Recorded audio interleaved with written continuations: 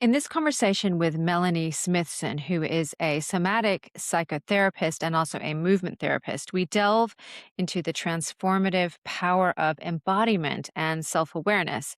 Melanie shares her insights on how movement in the body can help unlock emotional freedom and facilitate profound healing.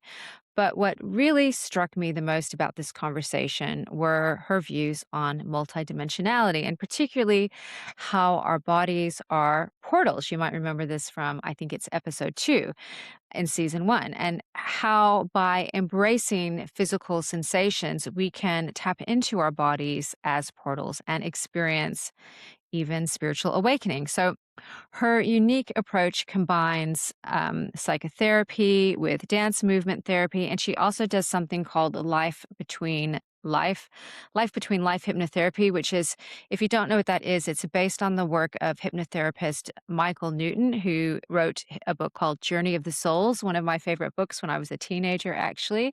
So Melanie combines all these things together in a really unique way, but stay tuned for her insights on how the body is, as in my episode 2, season 1, a portal for the soul. Quickly, if you do want to work with me one on one, I do have a 3-month container that begins with evolutionary astrology and really focuses then on helping you step into the next evolution of yourself using parts work and various somatic tools. I also have a Substack community, which starts at just $10 a month, and that includes monthly group calls and access to all of my writings, teachings, videos, interviews, and some of my guests. So check out the show notes below if you're interested. Welcome, Melanie, to the Shattering Place podcast. Thank you. Happy to be here. I would love to start with how you found yourself in this work, because you do psychotherapy, you do movement work. I'm super interested in your hypnotherapy. But if you could share with us a bit about your journey to doing the work that you do today, that would be lovely. Well, you already know some of it because it's in my book, so Yes, I have read I your will book. repeat. The book that's behind you. Yes, Is Shake that the Yourself one? Free. Yeah. There's 2 books behind me, but Shake Yeah. Yourself Free is the one. Um, Yeah. but my first career was as an accountant. But I had been dancing since I was 4. So there was always that, passion to be a dancer, to be a ballerina was the Mhm. initial, pull. And, I studied many forms of dance over the years and was practical and went into the accounting field like my dad, and it was not a problem. I like it. I like numbers, but I found myself both, just a little bit more focused on the relationships at work and wanting to dance in Mhm. the middle of the day because the more advanced classes were in the middle of the day. The advanced beginner classes were in the evening, and it's like, I needed to be in the 1:30 class and the 4 o'clock class. So I was at my dance, I was at my accounting desk saying, "I don't wanna be here, I wanna be dancing." And this was a mantra that just went on until I finally quit my job. I took another job that lasted 2 weeks. It was like, I don't wanna be here either. And then I went and managed the dance studio in New York City for $50 a week and all the dance classes I could take. So that's what started everything shifting. So I did that for a while. I picked up some side work because, of course, you can't survive on $50 a week in New York, even back then. Um, but then eventually things pulled me to New Mexico, and I found myself in some conscious movement classes. So I was learning authentic movement and things, that didn't involve like take this step and this step and this step. It was more about finding my movement. Hmm. That lit me up. And during one of those workshops, I went home and I pulled angel cards, and 2 of those cards were purpose and grace. And it was like, Mm. of course, you're meant to be using movement somehow in working with others. Mm. And that eventually led me to Naropa, where I got my degree in dance movement therapy.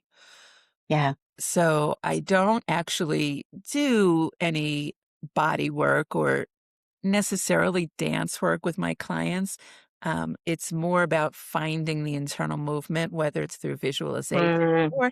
or sitting and like, how do I shape the body? How do I move this out of me? So the movement shows up in my therapeutic practice.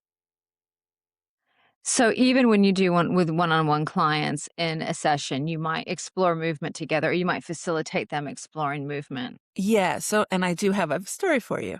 So, just this morning, I was working with a client who was feeling shackled, and he described this as feeling like knotted wires in his body.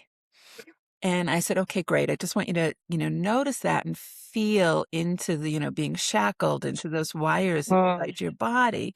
And if you could dance with those shackles, what would that look like? What would that feel like? And initially he said, I feel like I can't go fast enough. And it's like, oh, slow dance is fine. So he wound up doing a slow dance with the shackles. And as he leaned into what he was aware of, it started to loosen, as I Mm. am sure you know, sensation does when we don't resist it. So that's one Mm. example. I have another. I had a client. I think it's in the book. I think this is one of the practices in the book. She came to session and said, I feel like I don't have my head on straight.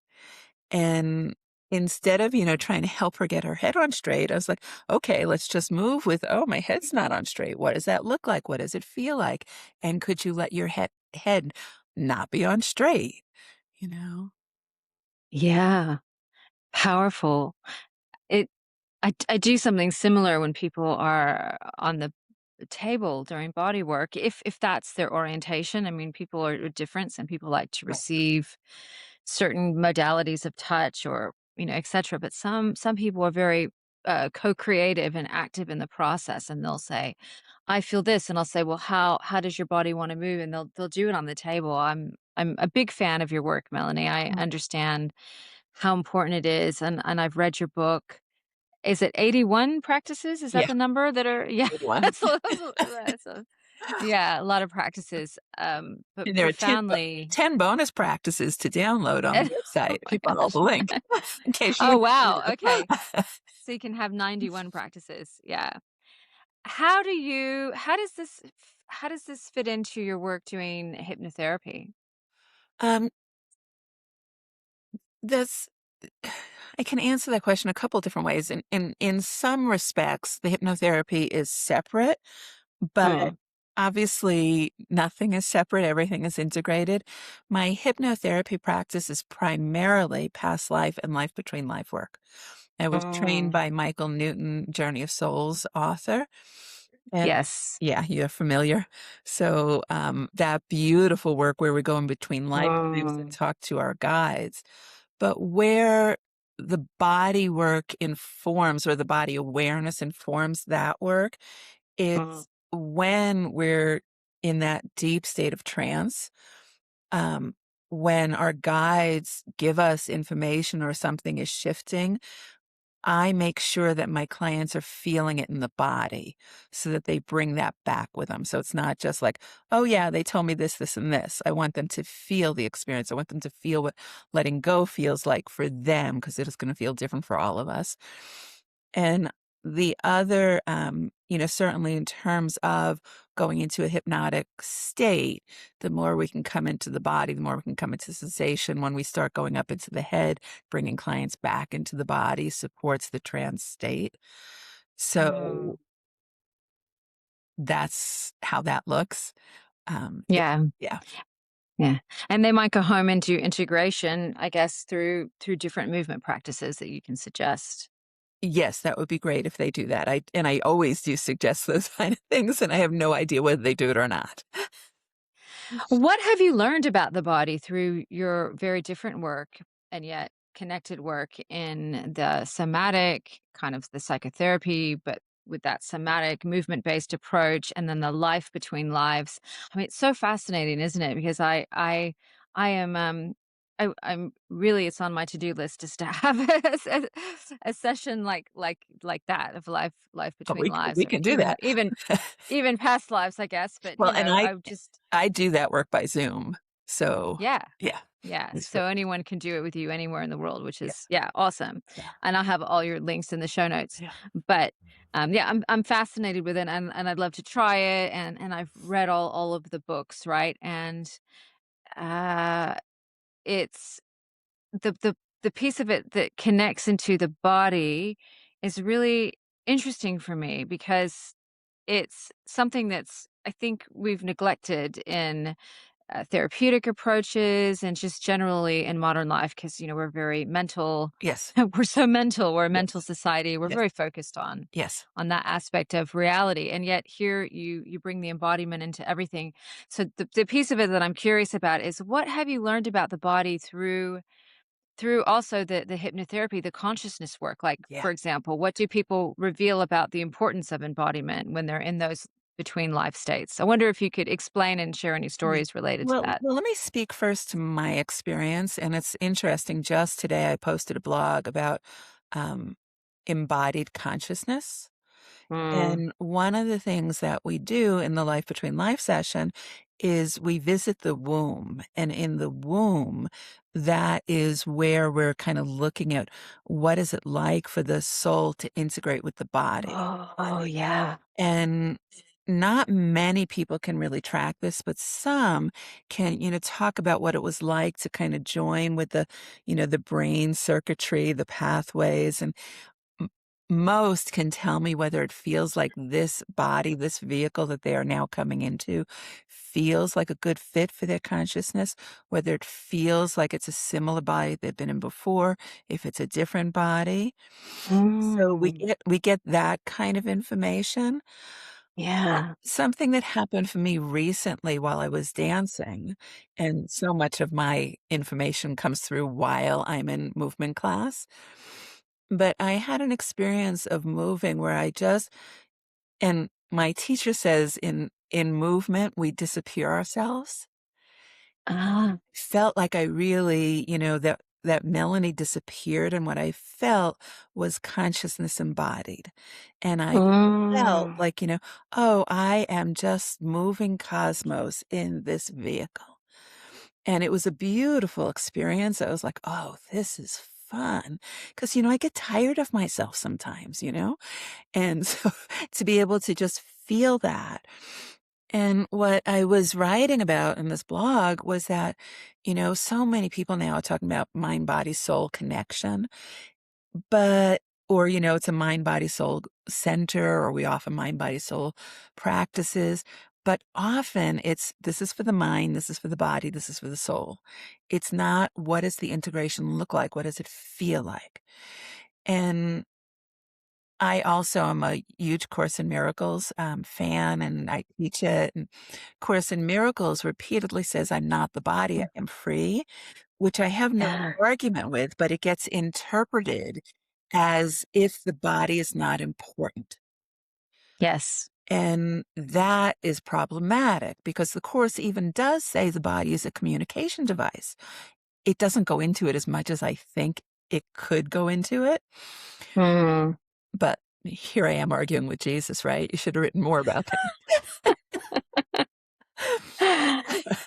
But I'm with you. I think it's misinterpreted. I think when Course in Miracles, I'm also a Course in Miracles person, and I think when people interpret it as the body's not important, yeah, I think they're confusing levels. I think Kenneth Wapnick, who's we would know a famous teacher of the Course in Miracles, he often spoke about this. He passed away, but he spoke about confusing levels. At a level, nothing's real. That at a level, but right, if we're in the perspective of being human, right, there is a realness. So I think at that level, the body is a communication device. But if we go to another level in the quantum, we can see the body isn't real because everything anyway is vibrating cells. So right. yes, continue, 100%, please. That's my 100%. two pieces. Yeah, yeah, But, so, like, but I wanna say as a communication device, it's not just I communicate with you through the body, but spirit communicates through the body. That which we are, if we wanna bring consciousness, if we wanna bring awareness, if we wanna bring love, if we wanna bring joy, wanna bring wisdom into this world, the bridge is through the body. yes, And, not the talking head like you were referring to earlier, that we're so caught in our head. But the problem with that is the thinking is really too tied to the ego. So many of the thinking thoughts are personal thoughts. And what should I have? What should I look like? What do you think of me? And how am I going Yeah. to keep myself safe? And how am I going to be connected when I'm already connected? So Mm. the mind doesn't really do as good a job. I mean, and um, I'm actually writing a new book. And I think I wrote this in the new book. It's a mini book on groaning, um, on bringing groaning into conscious awareness and letting it support Mm. our work. I think I wrote it in there. I wrote it somewhere recently. But that, if we're trying to think our way through things, the mind doesn't usually check with the body. Yeah. If we're trying to move our way through stuff, the body often will invite the mind in as a partner. So if we lead from movement, then we've got um, a better chance of integrating the mind and the body and opening to spirit. But leading from the mind, everything else gets dismissed. Yeah. I totally agree, and I like what you said about the mind is so connected to the ego, which is true. So we have this ego, our conditioned self, some would call it, the part of us that, understands that it is having to function in a world, and there are societal expectations and family expectations, and there should, and their fears and their traumas and their everything, and all that is in the mind, and it informs our thinking so much. But the body, I have episode 2 of my season 1 is called The Body as a Portal, and that's all Yes. about the body as a Yes. portal. And I love what you're saying, that the body can hold truth. The body can hold truth. The only little, like, I guess, little, Caveat? reminder or Uh, caveat, thank you, that's exactly the word. Oh my gosh, I had a menopause moment there. I'm like, I know there's a word I'm looking for, it's just completely vanished. Thank you. The only caveat is that sometimes if there's been trauma, and I'm sure you know this from your clients, it's difficult to discern between, the feeling of fear or nervous system, like, dysregulation and intuition. So it takes, it's a huge, we could have a whole podcast about that. yes. But that's my only caveat. The body does contain truth. We can learn to listen to it, but that journey of discerning between my fear response, my trauma response, and my body's intuition it's a journey. It's a journey. Yeah, Yeah. and one of the practices I use is the Sedona method. Are you familiar at all? I have heard of it. I'm not super familiar. Maybe explain Yeah. it a bit. It's a technique for letting go. Okay. And there are a lot of different ways that the Sedona method works with letting go, but I think of the Sedona method as one big way of letting go, movement as another way, play as another way. Those are my 3 primary ways. But within the Sedona method, there are multiple ways, but it works with the primary drives for wanting approval, control, security, separation, and oneness. And as Mm, we start being able to identify what's driving the feeling in the moment, it can come up and then it can start to release. And what Lester Levinson, who developed the Sedona method, was the way we tell the difference between fear and intuition is we keep releasing because intuition will get stronger and fear will dissolve. And so if I mm, was gonna extrapolate that, it's like around everything as we keep feeling what there is to feel, as we keep moving through, the fear, the trauma, what's been stored, intuition just gets stronger. So recognize the mm. surface. But yes, that, learning to distinguish that, and it's like Yeah. we both know the body holds trauma, and I don't know if you're saying the stuff that's, the body keeps the score and all the pushback Yeah. on it, but it's pissing me off because they're not actually arguing with what's being said. They're just wanting to say it in a different way and extrapolate, say more about it. So, Yeah. yeah. No, I haven't heard. I've heard there's a lot of pushback now against the polyvagal theory, and how exactly it works and all of that. But again, it's a similar thing to what you're saying. Like, there is a vagus nerve and there is a polyvagal thing Yes. happening in the body. But it's a lot of quibbles over yeah. Yeah, listen to how I Uh, say it instead of how they say it. And I was like, "No." yeah, And it's like, yeah. don't be negating the awareness of the importance of somatic work in order to teach somatic work. Yeah, I know. It makes me cross when I see these headlines that polyvagal theory might be wrong. No, guys, it's not wrong. It's just it's a theory is a theory. So we have a reality, which is that these things happen in the body, and the theory is how can we understand that from a scientific perspective? And the theory just evolves as our understanding evolves. But the Right, thing that's happening is the thing that's happening. Like right. we have a social engagement system, we have parasympathetic, we have sympathetic, we can do vagal toning. Like And everyone, we take a breath. have, and this is, from Candace Pert's work, we have receptor sites all over the body for Yes. emotions. Yes, I So love her work. I love Yeah, I'll definitely yeah, Candace Pert wrote The Molecule of Emotion. Is that the name? Yeah. molecules. Yeah. Molecules of Emotion. Yeah. Very worth reading. But I wanna get back to something you said earlier, which Okay. was really interesting about, when you're talking about regression work. Mhm. Sorry, I jump all over the place sometimes as I'm really I'm excited good. about this point you I'm made. good. I take notes like I do with my clients, and I'm like, I need to get back to this is really important. So this is what I'm doing here. But you were talking about when you do these life between life work, you're asking the client how the soul fits into the body and how does it feel? Is it a familiar body? Is there a good merging? And then we kind of went into consciousness in the body, which is great, amazing, but to bring this back around to this, everything you've said and we've shared about the body as a communication device, as a portal, there is this thing, isn't there, of the soul and the body is this unique marriage Yes. of different aspects of Yes. beingness, different aspects of life. And this is something that I suspect, and I kind of posit in my season one, that is unique to the human experience. Maybe if we compare it to other life forms, is that we have this sometimes uncomfortable, sometimes beautiful merging of a soul and a body, and it doesn't always feel okay. Sometimes it feels like a mismatch. Yes. And I'm not just talking about transgender stuff. Like, of Yes. course, people probably thinking, "Oh, that's what she means." I'm No. not at all. I mean, that's one manifestation Yeah. of it. But I also have clients who literally feel like my being nature is this, but my body is like so sluggish and so blah. Yes. Yeah, I wonder if you could speak to that in your experience. Yes. What do you know about this? Please Yeah. tell us. Well, Yeah. I mean, it happens that sometimes we're in a body that really doesn't feel like it lines up with the soul. So the soul, might be, this light, spirited, jumps from here to there and, bounces around. And the body might be sluggish for who knows how many, reasons. Some of it, and we also have to take into account, a sluggish body could be because of what we're eating, because of how we're working, all of that. But some Hmm. bodies are wired differently. Some Hmm. brains are faster, some emotional systems are more dense. And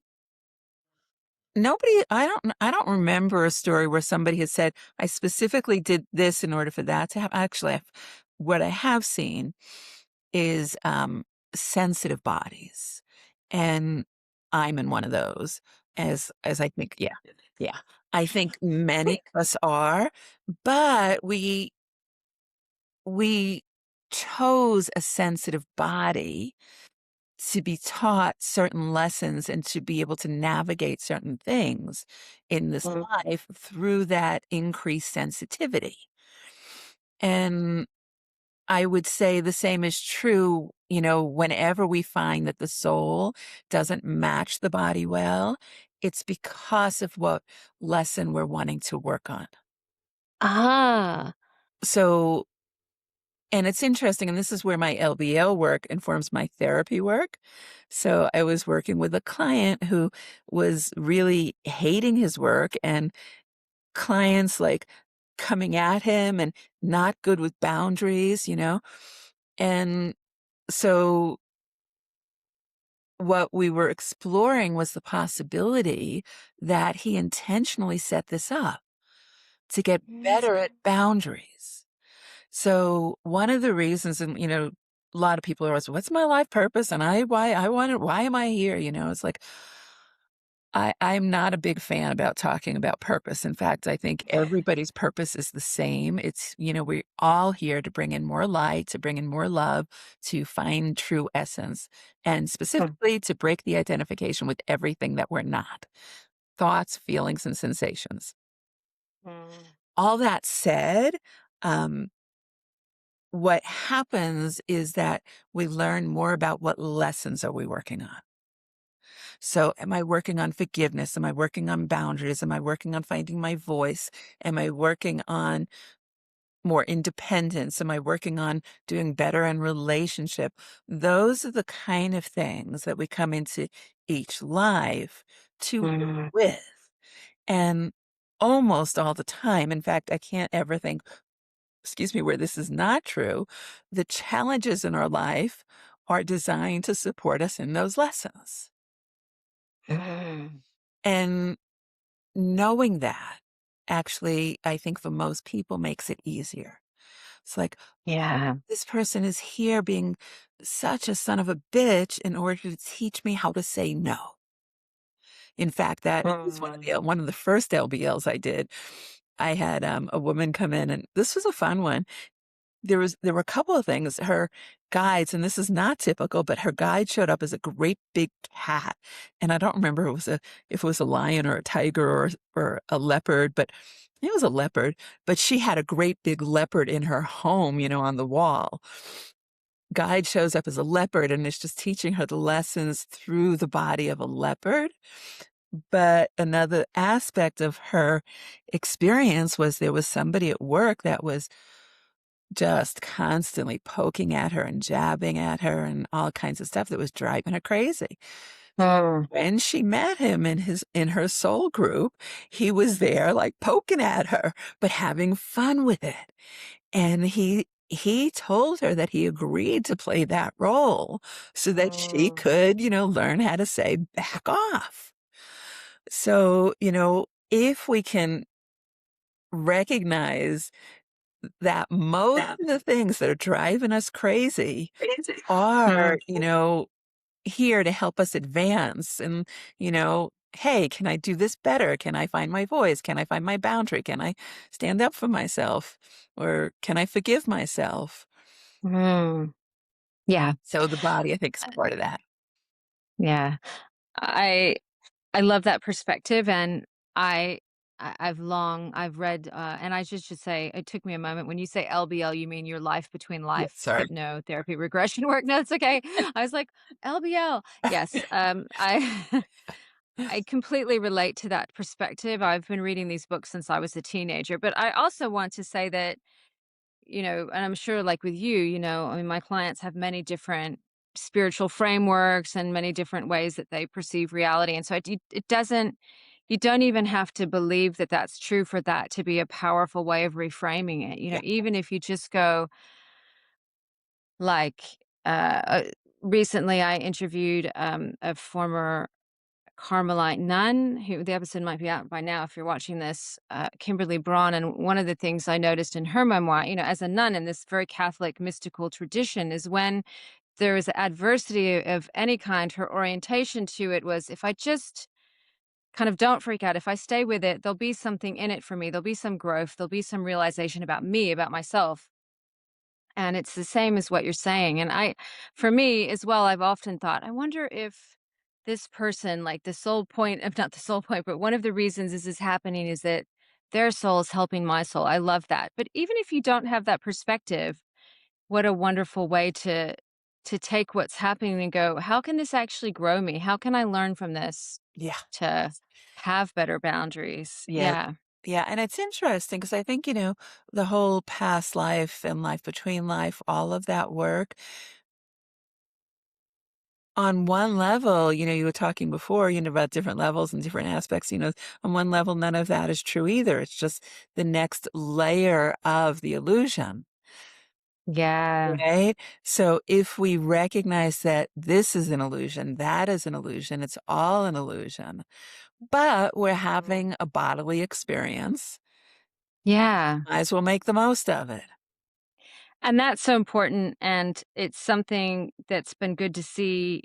happening out there in popular culture, dare I say, when I started to do body work, which was about 15 years ago. It was still before the body keeps a score and polyvagal theory and triune brain, and all of this information was kind of more mainstream. And it was really evident to me from the beginning how important the body was, how important that somatic work is before people were really recognizing it. And Yes.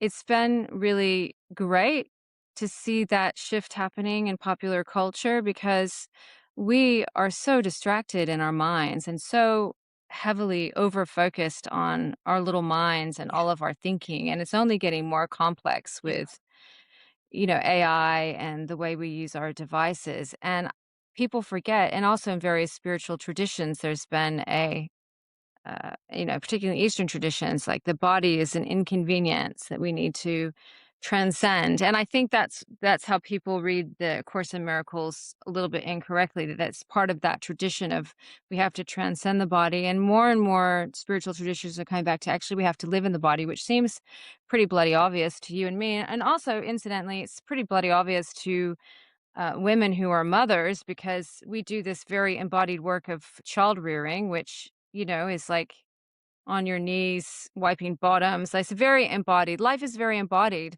for Yes. most of us. So it's great to see to see people starting to accept it. Yeah. What is the thing that you see in your work that's like the biggest challenge people have around this piece of embodiment being so important? Or maybe there's a confirmation bias people come to you because they already believe that, but I'm sure Well, both, there's a sweet both, spot. Yeah. both, Yeah. because we've been so disconnected from our bodies, to start to ask somebody to start to reference and get in touch with sensation, it's really very much like learning a new language. I can't Yes. tell you how many times, I'll say to somebody, "What are you feeling in sensation? What's happening in the body?" And they'll tell me chaos or anxiety and it's like, "That's a label. I want you to check, take the label off. What's, is the heart racing? Is there some tightness?" We don't know the vocabulary of the body. We don't know No. so in my book, I made a point of, really just helping people find that. How do we start breathing? How do we start listening? Mm, Start noticing? Because it is really foreign to a lot of people. Now, that yeah. said, I have had some, I mean, you want stories. I've had some transformational sessions. One happened actually in Sedona when I was working with this woman who had been carrying this anger towards an ex-boyfriend for 2 or 3 years. I don't remember the number, 2 or 3 years. And she has a whole story about it, and I just simply asked her, "What are you noticing in your body?" And she said, "There's this tightness in my chest." I said, "Okay, can you just, breathe into it, and can you be with it?" And she took a minute, she breathed, and I don't know that I said much more, and looks at me and she goes, "Are you kidding me?" I said, "I don't know what you're talking about." She said, "Can it be gone just like that?" And I said, "Well, is it?" And it was, just like that by leaning into the body. I have 2 other stories and they're short, so I'll tell them. I worked with a young woman, um, 13-ish, and her parents brought her in. They really seemed lovely, and the child was suicidal. And, we can never tell what's happening, but I start working with her, and I don't usually work with children. I don't know why I did, but it was great that I did. Um, she was telling me about the heaviness. I asked her, "Where do you feel the heaviness?" "I feel it in my chest." I said, "Okay, I want you to imagine, what does it look like? What does it feel like?" And she tells me, "There's a box in my chest." And I said, "Okay, let's take the box out and let's look at it." Mm. She opens the box. Her dead cat is in the box. Oh. Cat had died a month or so earlier. She didn't grieve. Everybody dismissed it, and this is how it manifested as depression. So, more recently, I worked with a woman, and this was bizarre because this is in our 3rd session. She had this amazing breakthrough. She had just gone through this crazy stuff with an ex, and she was beside herself, anxious and full of it, and I just had her welcome and be with the sensation, and the whole Yeah. thing moves, and she's like, "Why didn't anybody ever tell me this?" She'd been in therapy for 5 years, and that Mm. happens on a regular basis. People come to Yeah. me that they've, "Oh, I know all this," but they know it in their head, and they Yeah. have good reasons for feeling the way they do, but they're still feeling it. Yeah. And, and I mean, you can hear I'm getting a little agitated. It pisses me off that they're not getting better therapy.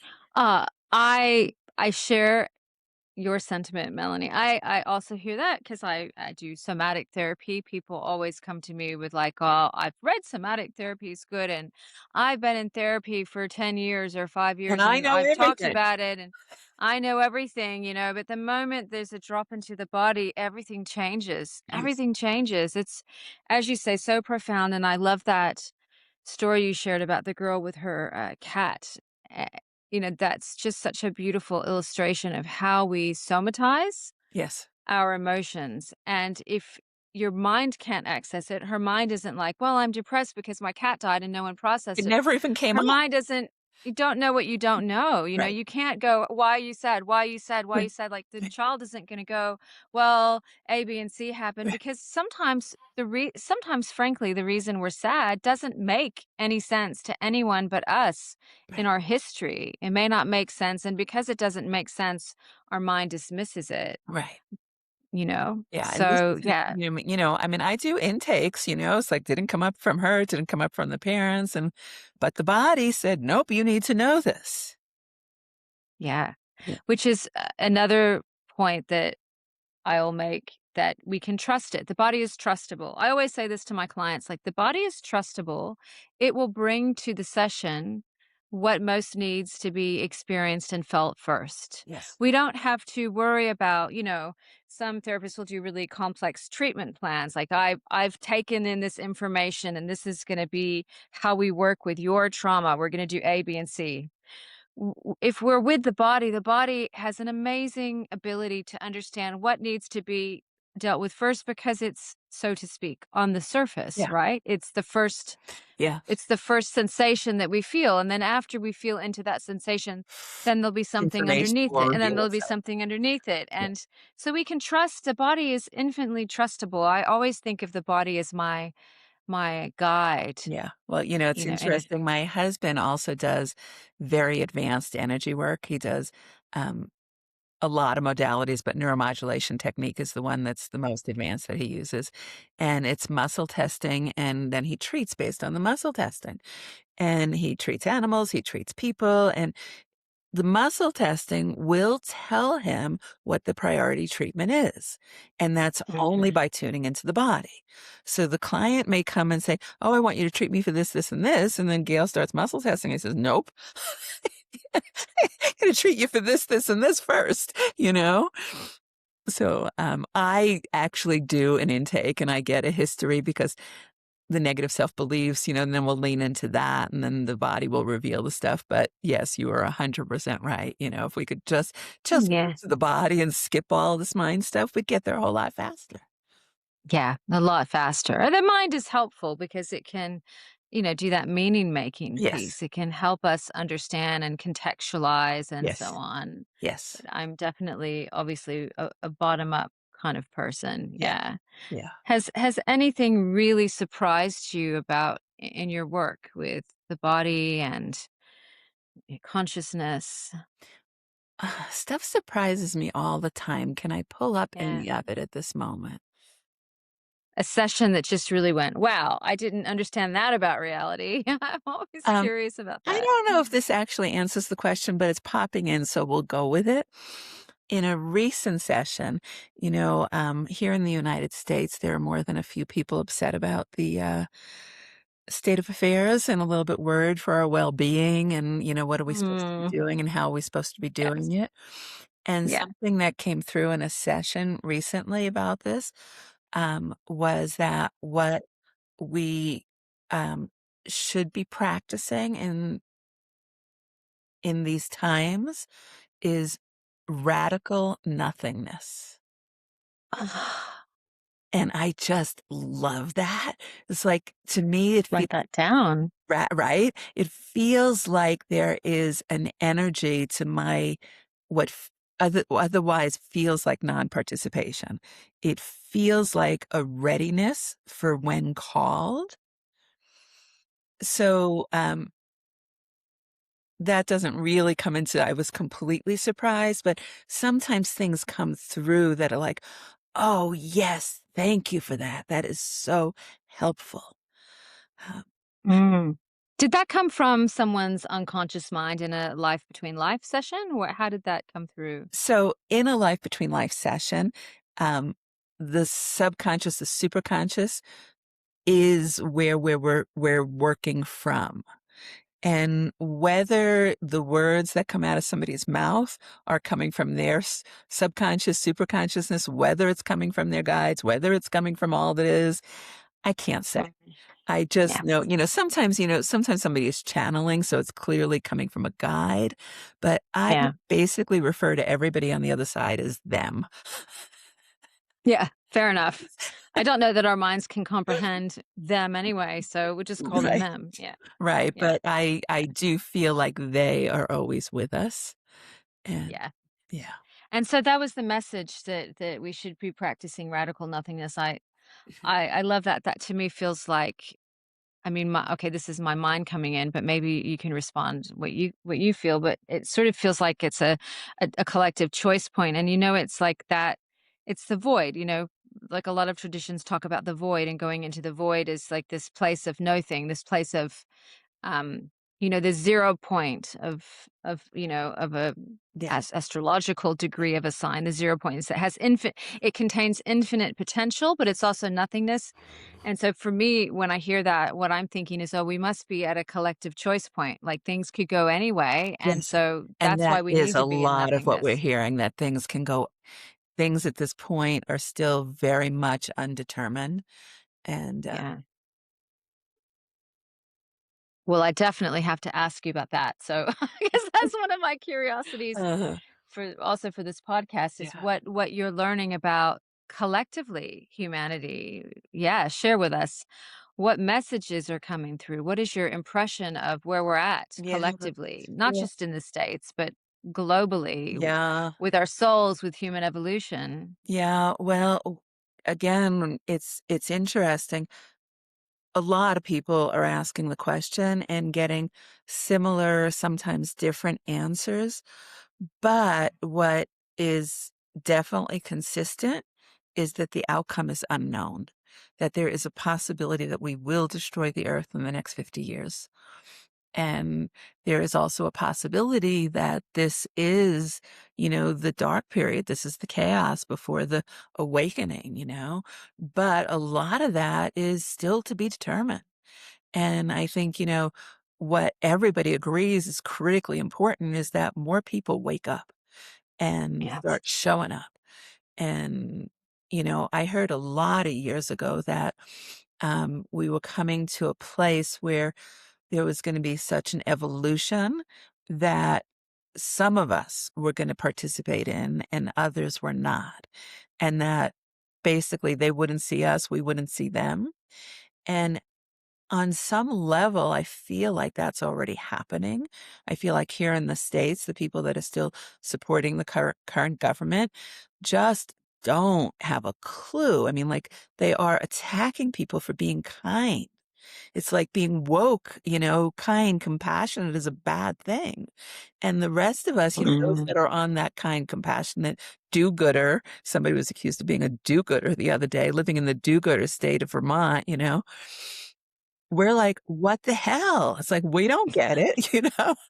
And I'll bring Mm. to therapeutically, the model I was trained in by Christine Caldwell was the moving cycle. In the moving cycle, we move through awareness. So where we first, notice what's happening in the body, what's happening I feel funky, something is off, I'm paying attention to it.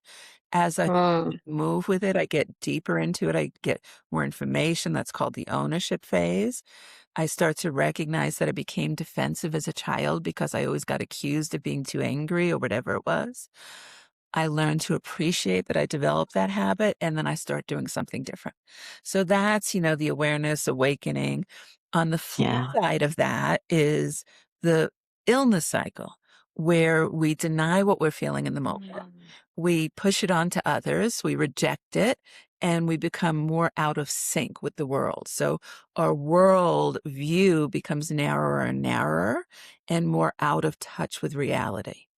So it's almost like, it's weird, Stephen King's book, The Stand, where the good people went one place and the bad people went the other place. It's like we've got Aha. people on the moving cycle and we've got the people on the illness cycle, and there is a big split right now. And how it will Yeah. resolve itself, I don't know. But it Yeah. just means that those of us that are doing our work have to keep doing our work and Yeah. sharing. Mm. Yeah. Thank you for sharing that. I'm definitely going to put those references, the moving cycle and the illness cycle in the show notes. I think that's a really helpful framework for I understanding. don't know that I don't know how much Christine has that book, that information out where it's accessible. If anybody wants it, they should just email me and I'll send them the handout that I Okay. built. Yeah. Oh, fantastic. Okay. Well, we'll definitely pop in your email then at the um sometimes I wonder about these collective choice points if it's not the case that we have an individual destiny in our own parallel universe where that's sort of, Yes. happens. I think back to the channeled material, the Seth material from the 60s and 70s. And that was something that Seth spoke about a lot, this idea that we almost have this individual universe that we're in, that, and that the people who are with us are people who they've also chosen that version of reality. So Yes.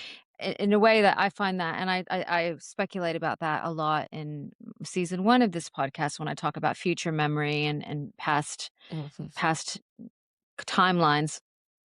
For me, it's a very empowering framework because then I go, not in a selfish way, I'm interested in myself, but in the sense that it is enough to focus on being love and transmitting love, and that will then be the universe that I end up in. It's not only enough, it's everything, It's everything. Yeah. you know? And Yeah. I've been saying this in different ways for a lot of years, but one way I say it is self-care is the greatest gift you can give to others. That's one way I say it. Another way I say it is the work we do on ourselves is the greatest gift we can give the world. Course in Miracles says, as a teacher, as a therapist, I am the one who is going to be most transformed by my work. And of course that's true Yes. because it's moving through me. But the Yes. more I let spirit move through me, the more spirit there is in the world. It is the best work I Yeah. can do.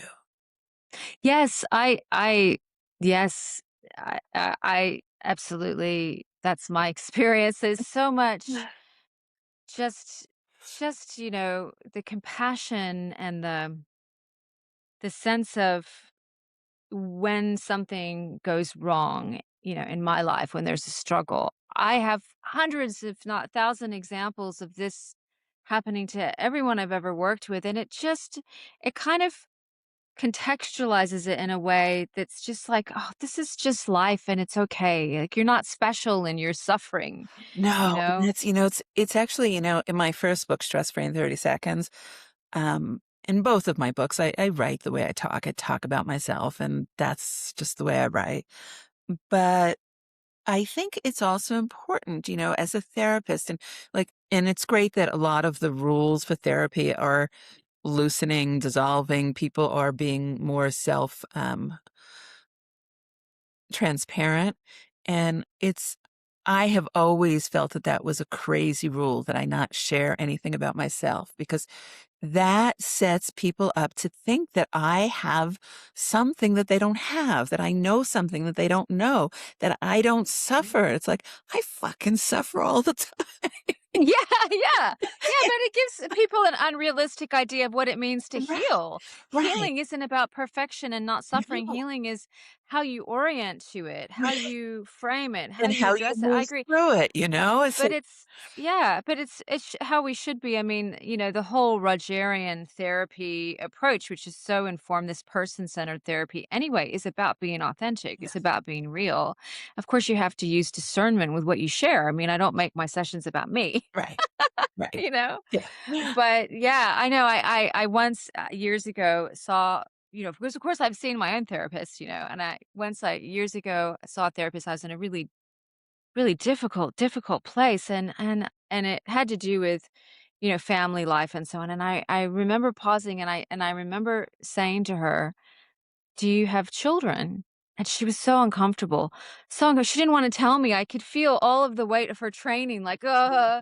um, Wow. she said, "Yes, I do." And then she quickly changed the subject, and I found it so off-putting, to be honest. I didn't What see her if you after yeah, that yep, because I thought, "Oh same. my god," like, if we can't as women just Right, have a moment where we yeah, go, "Yeah, it's bloody hard work being a mother," like, yes, that's all I was asking for yes, is that normalization. yes, And yeah, so I've always remembered that. I always remember, yeah, like, just to give a little bit, Michelle, yeah. like it's Oh, oh, yeah. yeah, and I don't have problems sharing stories, and, some things, obviously, like you said, it's not my session, um, Yeah. but, But so yeah. many people, so many of my clients, I'm not there yet, Yeah. with all of my, spiritual, knowing and learning and, how come I'm still getting agitated? It's like, well, because upset still arises. It's part of the human experience. All we Yeah. hope for is that we do a better job of moving through it. Yeah. Yeah.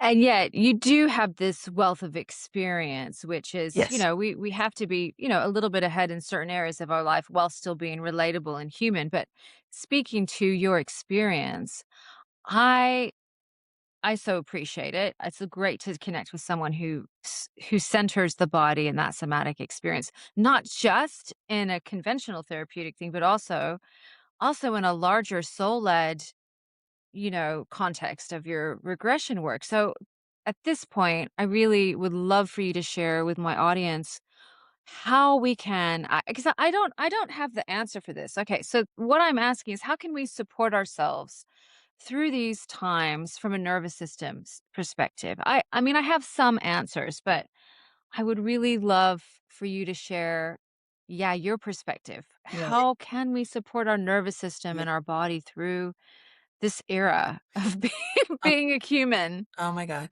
Well, when you say nervous system to me, the first thing is rattle.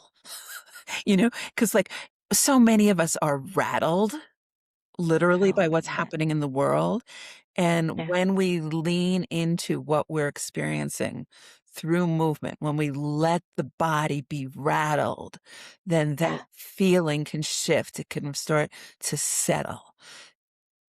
Very often, we are trying to negate the experience.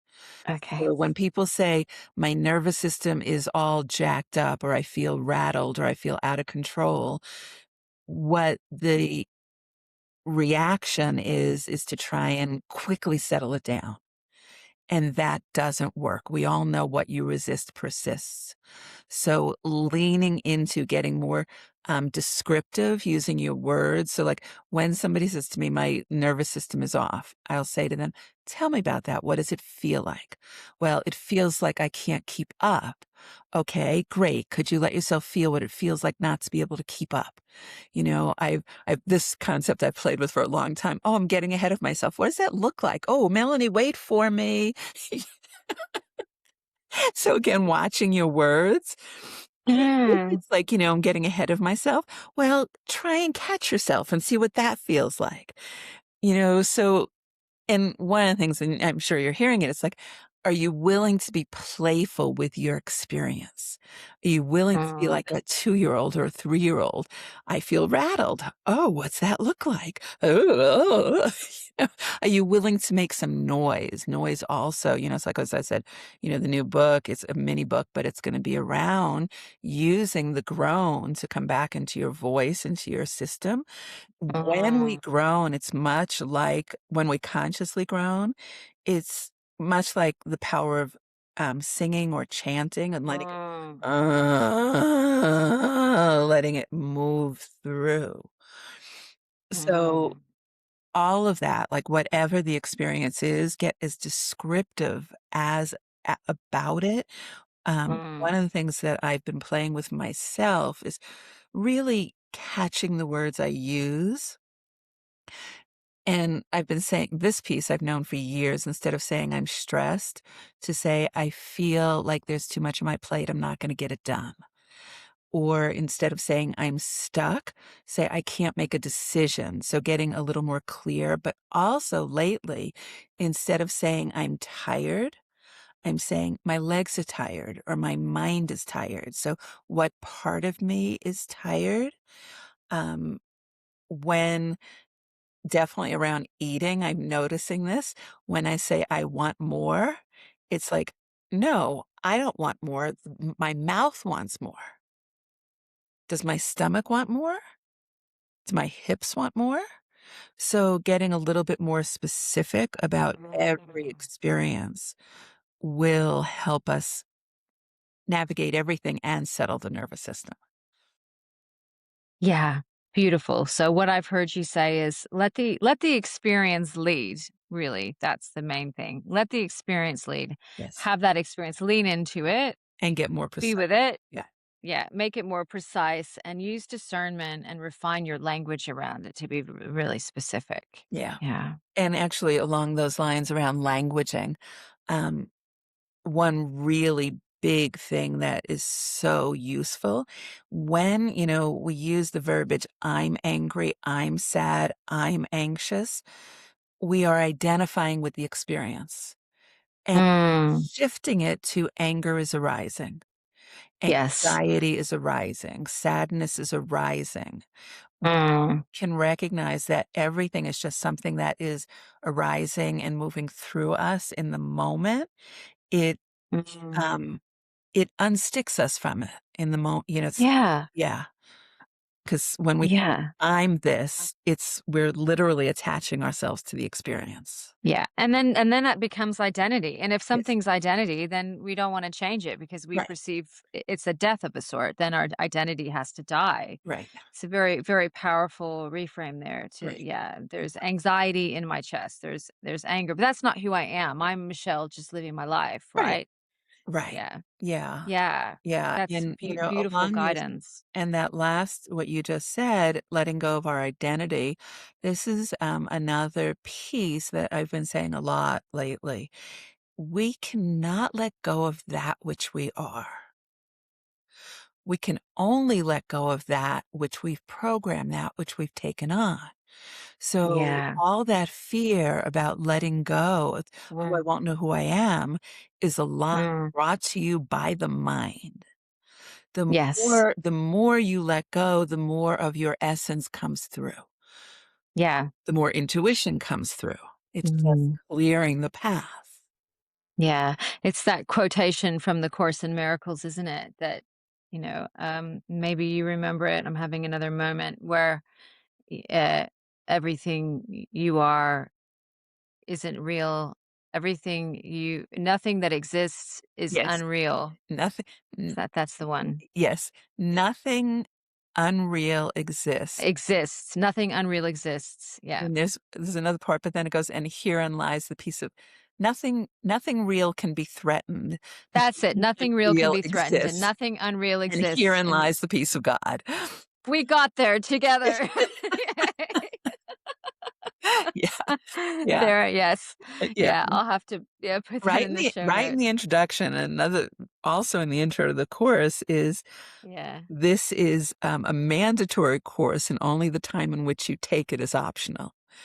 And, yeah, that doesn't necessarily mean that everybody's gonna study the Course in Miracles, but everybody is gonna do this work.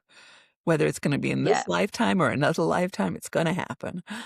Yes, absolutely, which is essentially the work of understanding that you are more that whilst your body is a portal or a vehicle, your beingness is something much vaster and more eternal and has never not been with Yes.